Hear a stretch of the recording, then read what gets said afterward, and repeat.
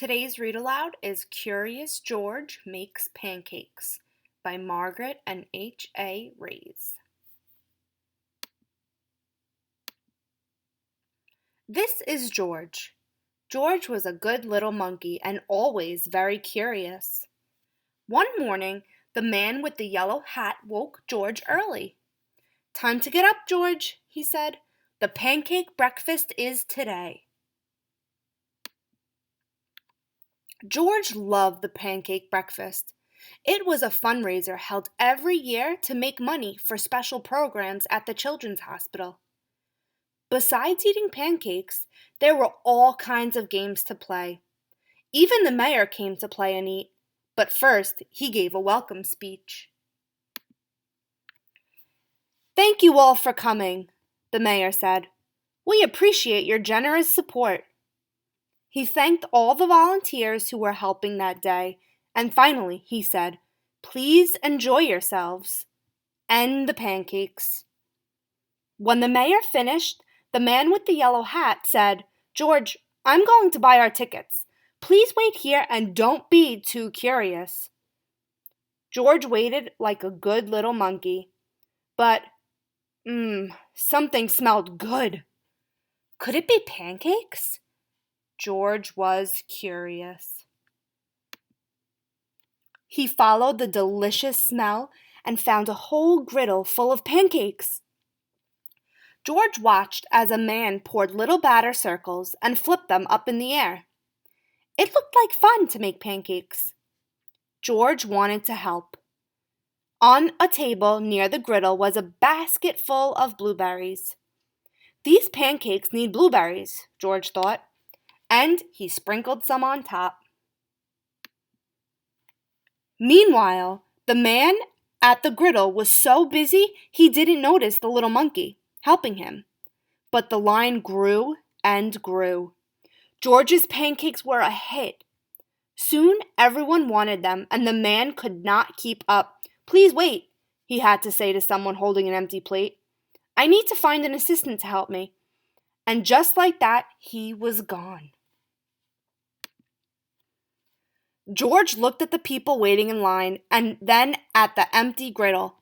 Why, he could make pancakes. He could be the assistant. George poured the batter into nice round circles. Next, he added blueberries. He waited just a minute to let the pancakes cook. Then he flipped them over. And last, he added syrup. The line for pancakes was enormous, but with 4 hands, George made quite a chef. And no one's plate was empty for long. "I've been coming to this breakfast for years," a man said, "but I've never seen pancakes made like this before." "I've never eaten this many pancakes before," said a girl. "I didn't even like pancakes before," said another girl, and they all lined up for more. When the man returned with his new assistant, he was shocked to see a monkey making pancakes. "This is no place for a monkey," he yelled and began to chase George. George hadn't meant to cause trouble. He'd only wanted to help. Now he only wanted to get away.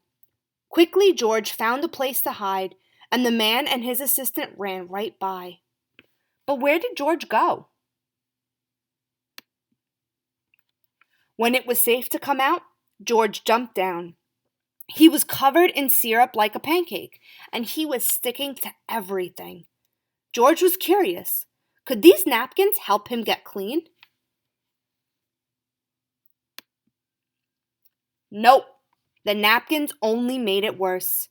What George needed was some water to wash with. Why, here was the perfect thing. George climbed up. This would do the trick for a sticky monkey. George sat on the bench and splashed himself with water.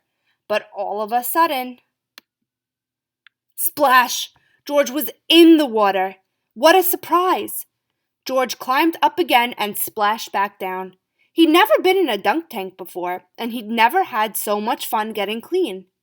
Soon, everyone was having fun, and the line at the dunk tank grew even longer than the line for pancakes.